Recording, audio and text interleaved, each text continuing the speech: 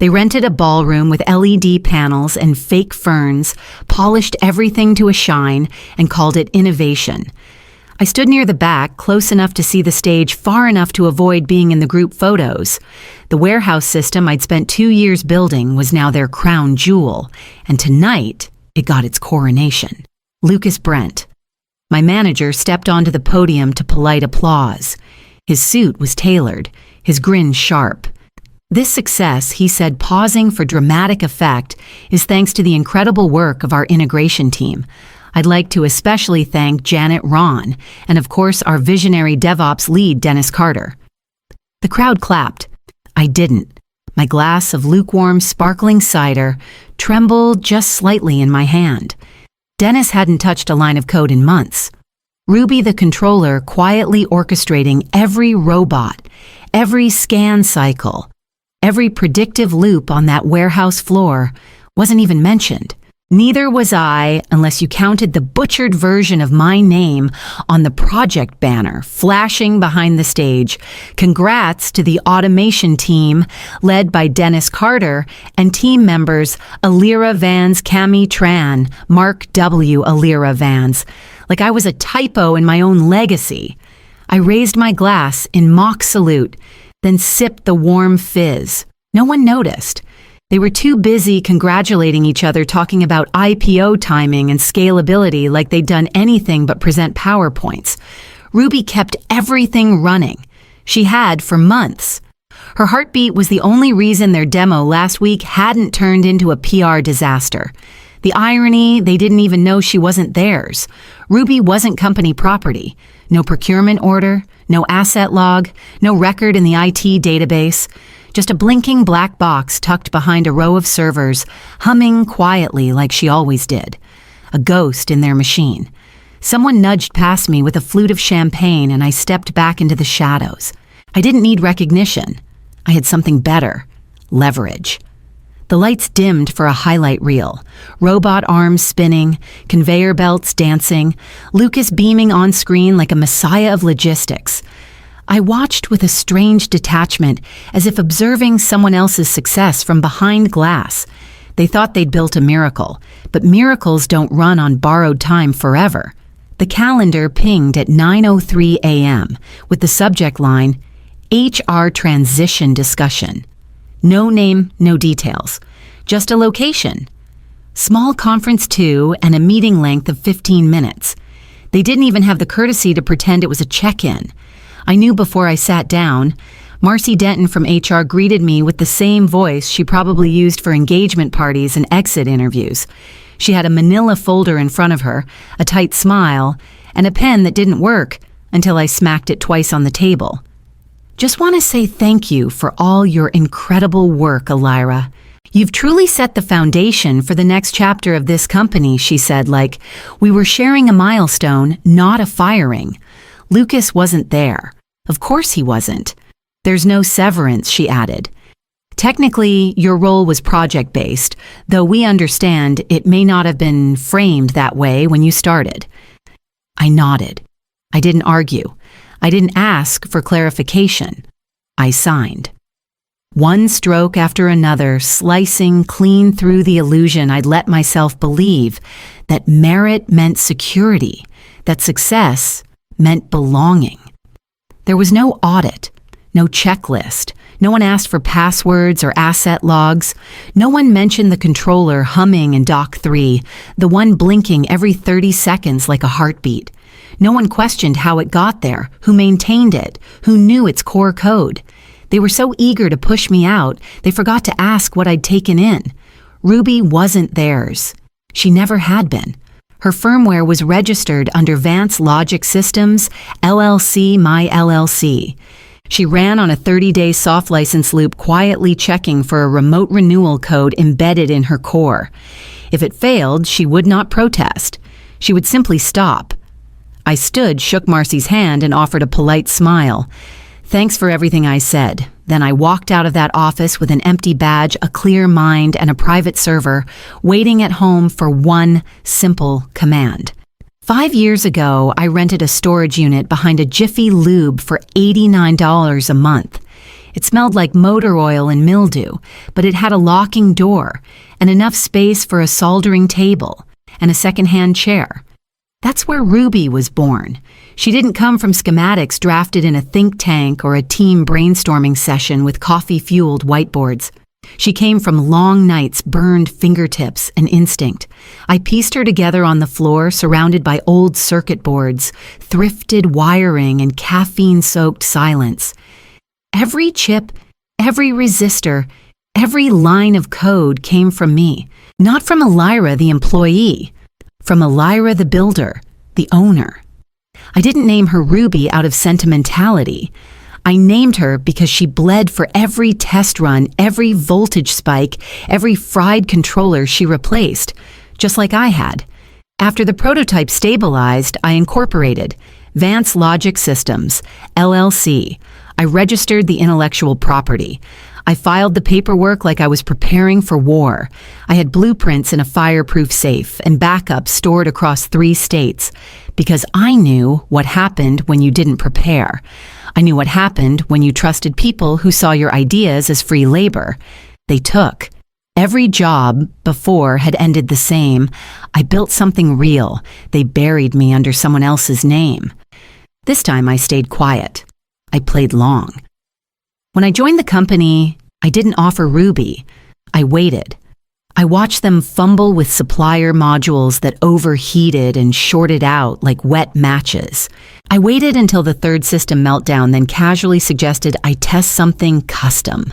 No procurement form, no asset registration, no PO number. I carried her in my backpack and installed her during a dead shift with no one watching. Ruby synced perfectly on first boot. And no one asked where she came from because all they cared about was that she worked. So I let them forget she wasn't theirs. I let them believe in their own myth while Ruby quietly ran their empire from the shadows.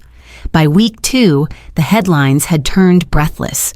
Revolutionary fulfillment system built in-house. The future of logistics has arrived. Behind the scenes with the CEO who automated everything. Photos of the warehouse showed rows of synchronized bots gliding like ballerinas. The same bots Ruby kept in perfect harmony. The same harmony they now claimed was their creation. LinkedIn exploded with self-congratulations. Lucas posted a picture of himself beside a mock-up of the floor layout, arms crossed like he'd coded it from scratch. Janet from marketing called it a triumph of collaboration. The CEO made his media rounds speaking with the kind of polished detachment reserved for people who had never once watched a test drone burst into flames at 2 a.m. on a Tuesday. Not one of them mentioned Ruby. I sat on my couch in sweatpants, half watching the live stream from the launch gala, while my cat kneaded a blanket beside me. They unveiled a 3D model of the system complete with tiny plastic drones, circling fake inventory shelves like clockwork angels. They toasted to innovation, and I just watched the clock. Ruby's heartbeat loop was quietly ticking, embedded deep in her core. A private signal she sent every 30 days to my remote server. If the ping succeeded, she continued as normal. If it failed, she would enter the first stage of shutdown. A soft one, polite, even just a nudge to remind them what they'd forgotten. The renewal server sat on a dedicated box in my apartment, humming beside my router. I checked its logs once that week. Ping received. Countdown active. 28 days remaining. They thought they'd bought brilliance with a severance-free exit and a recycled HR script. They thought the system would run forever because it had survived the demo. But they didn't know that the soul of their shiny new empire beat inside a machine that answered only to me. And Ruby never missed a heartbeat until I told her to. By day 23, the silence began to crack. It started small, just friction. A few robots missing their shelf markers, a pallet arriving 5 minutes later than it should have, a scan that didn't sync right away, barely noticeable if you weren't watching closely. But Cammie was watching. They're nervous, she texted me late that afternoon. Someone's blaming the firmware again. I didn't reply. I didn't need to. I knew exactly what was happening. Ruby's heartbeat ping had gone unanswered for 7 days. That meant the first internal throttle routine kicked in packet delay at 5%. Nothing fatal, just enough to blur the edges, to make the system feel off. By 10 a.m. the next day, the email started. Hi, Elira. Hope you're well. Quick question, was there ever a formal asset transfer filed for the sync module you implemented? Hi again, just following up.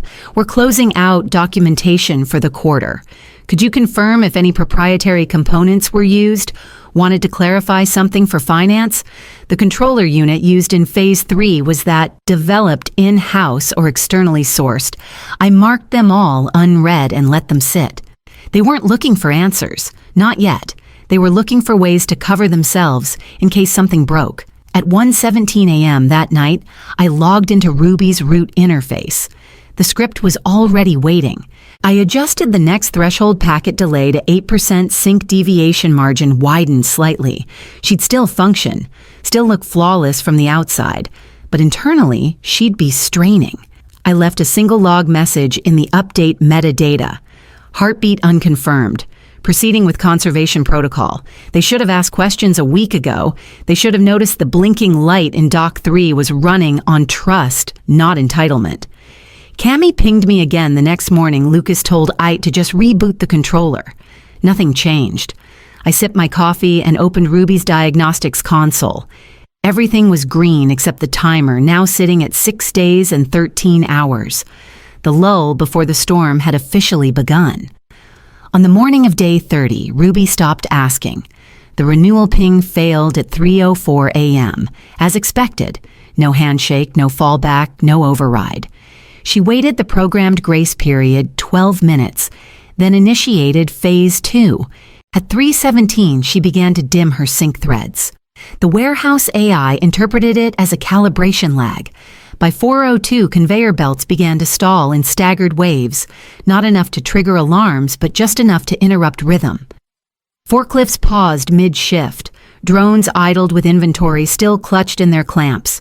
A quarter pallet of weighted blankets sat motionless in the middle of Lane 4 for 9 straight minutes.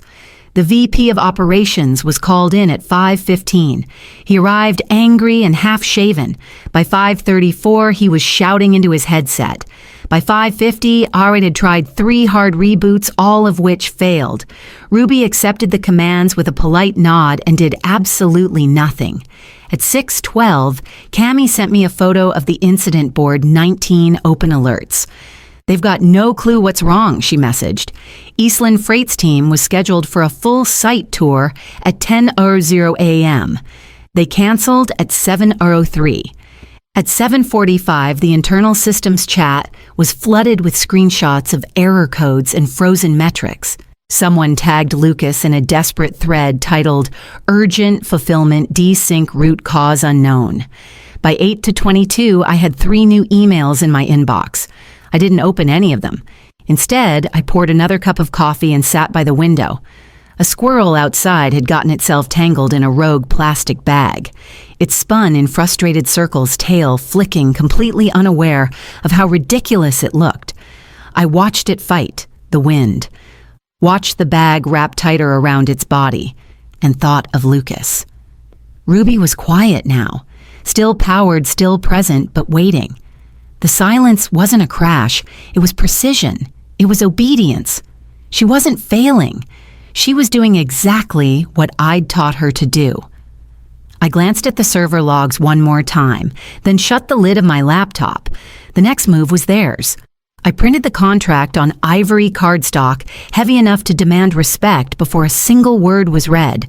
It was the same template I'd been drafting quietly for months, tucked away in the same folder where I kept scanned NDA's firmware specs and the original prototype photos from the storage unit. Licensor Vance Logic Systems, LLC, licensee company name redacted. Term $60,000 month. Payment upfront only.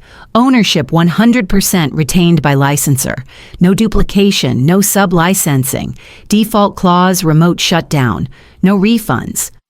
I signed it in blue ink, then folded it into a black envelope and slipped in a sticky note, Ruby is watching. Countdown active. It was addressed to Meredith Howlerin, General Counsel. I mailed it that afternoon with a calm steadiness I hadn't felt in weeks. Not revenge, not triumph, just clarity.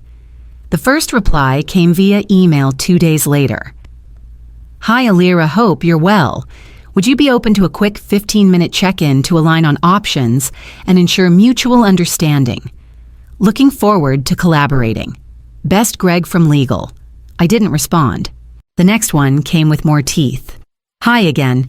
We're eager to resolve any misunderstandings regarding the integration module and related ownership. Please advise next steps to avoid disruption. I declined the meeting invite and archived the message. They were still pretending I might come back quietly, that this was a simple matter of clarification, that I was some junior engineer who forgot to log her assets. But I wasn't. And Ruby wasn't theirs. Cammie texted me a screenshot that same night. Another 3-hour sync gap logged in their fulfillment system. No fix, no explanation. Ruby's diagnostics were still green, quiet, controlled. But the clock I'd included at the bottom of the contract was ticking down in real time. 7 days left. They tried to rebuild her. Cammie told me Lucas had called in a crisis team, hardware engineers, contract coders, and a very expensive consultant with a resume full of acronyms, but no warehouse dirt under his nails. Their plan was simple: swap Ruby out with a third-party module, spoof the data flows, and pray the system didn't notice. Ruby noticed. The replacement controller triggered a sync mismatch within minutes. Then came the cascade.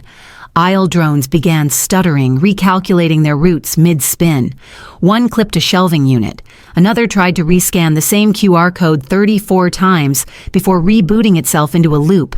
3 crashed completely. Cammie sent me a photo of the aftermath. One drone on its sidearm twisted, still holding a tote of Halloween costumes.